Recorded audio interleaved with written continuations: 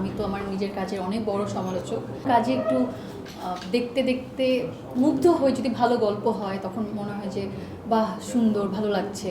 আবার এমন না যেটা সবসময় হয়, আমি তো আমার নিজের কাজের অনেক বড় সমালোচক। আমার মনে হয় কিছু কিছু কাজ দেখে যে এটা কেন করলাম, না করলেও হতো, এরকমও মনে হয়। যেহেতু আরও কিছুক্ষণ গল্পটাই আসলে এত সুন্দর, খুবই মানে অল্প সময়ের, মাত্র 30 মিনিটের, কিন্তু গল্পটা আসলে মনে হয় যেন অনেকক্ষণ ধরে দেখছি।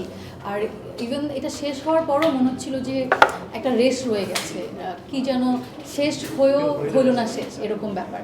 তো আরও কিছুক্ষণ, এই জন্যে আরও কিছুক্ষণ নামটা আমাদের, যাতে এটা দেখার পরেই মানুষ মনে করে এরকম যে এটা যদি আরও কিছুক্ষণ দেখতে পারতাম তাহলে মনে হয় ভালো হতো। আমার মনে হয় এই চিন্তা দিয়েই গল্পের নামটা আরও কিছুক্ষণ দেওয়া। আর হ্যাঁ, গল্পটা আসলে আরও কিছুক্ষণ, গল্পটা আসলে এত সুন্দর।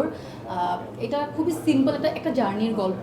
একটা মেয়ের সাথে একটা রাইড শেয়ারিং অ্যাপে কাজ করে একজন বাইকারের গল্প।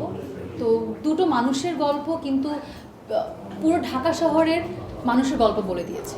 এখানে কিছু সংলাপ যদি বলি, কিছু চিত্র যদি বলি, দৃশ্য যদি বলি, তাহলে আমরা দেখবো যে ঢাকা শহরের খুব জঞ্জাট, খুব জ্যাম, এগুলোর মধ্যে দিয়ে বাইক চালিয়ে যাচ্ছে, সাথে একটা মেয়ে পিছনে বসা। তো প্রত্যেকটা সিনে কিন্তু মানুষজন রিলেট করতে পারবে একটা যে ঢাকা শহরের একটা গল্প। আর এই গল্পের নাম প্রথমে আসলে অন্য একটা ছিল, আর সেটার সাথেই আসলে এই যে আরও কিছুক্ষণ নামটা পরে অ্যাড করা।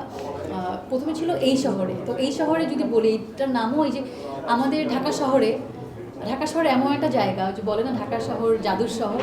তো এই শহরে আসলে অনেকে আসে, কিন্তু অনেক কষ্টে থাকে, অনেক রকমের কষ্টের জীবন, স্ট্রাগল থাকে, কিন্তু তাও এই শহর ছেড়ে কেউ যেতে পারে না, এই শহরে একটা মায়া থাকে।